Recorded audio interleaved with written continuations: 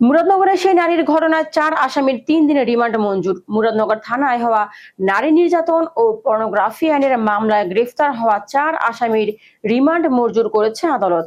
বৃহস্পতিবার দুপুর 12টায় কুমিল্লার আমলি আদালত 11 এর বিচারক মমিনুল হক এ রায় দেন। বিষয়টি নিশ্চিত করেছেন মুরাদনগর থানার এসআই ও মামলার ও রুহুল আমিন।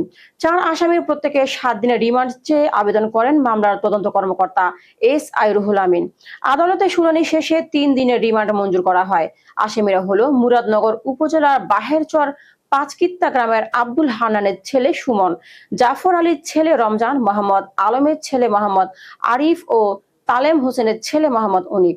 প্রসঙ্গত, গত বৃহস্পতিবার 26 জুন দিবাগত রাতে মুরাদনগর উপজেলার রামচন্দ্রপুর দক্ষিণ ইউনিয়নের বাহেরচর গ্রামে বসত ঘরে ঢুকে এক নারীকে ধর্ষণ ও মারধরের ঘটনা ঘটে। এ সময় গ্রেফতার সুমন, রমজান, আরিফ, বাবু ও অনিক সহ স্থানীয় কয়েকজন ওই নারীর ভিডিও ধারণ করেন এবং অভিযুক্ত ধর্ষক ফজর আলীকে বেধড়ক মারধর করে। শনিবার এই ঘটনার একটি ভিডিও সামাজিক যোগাযোগ মাধ্যমে ছড়িয়ে পড়ে। পরে এই ঘটনায় মামলা দায়ের করেন ভুক্তভোগী নারী।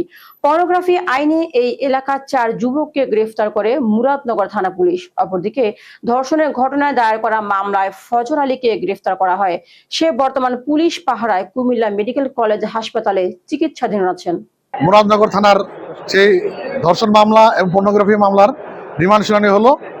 আমরা মামলার সুষ্ঠু তদন্তের স্বার্থে এবং এদের সঙ্গে কারা কারা জড়িত আছে এবং এই ভাইরালে করার উদ্দেশ্য কী এবং দেশকে অস্থিতিশীল পরিস্থিতি করার জন্য বা অন্য কোনো কারণ থাকতে পারে কিনা এগুলি জানার জন্য আমরা আসামিদেরকে নিরাপদ হেফাজতে নিয়ে 7 দিনের রিমান্ডের জন্য আবেদন করেছিলাম তদন্তকারী অফিসার এবং আমরা সবাই 7 দিনের রিমান্ডের জন্য বিজ্ঞ আদালতকে আবেদন করেছি।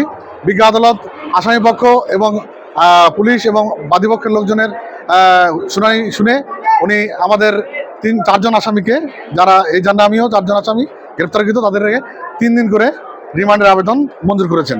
মুরাদনগরের ঘটনায় পৃথক পৃথক 2টি মামলা হয়েছে। একটি হচ্ছে ধর্ষণ মামলা হয়েছে, আরেকটি পর্নোগ্রাফি আইনে মামলা হয়েছে।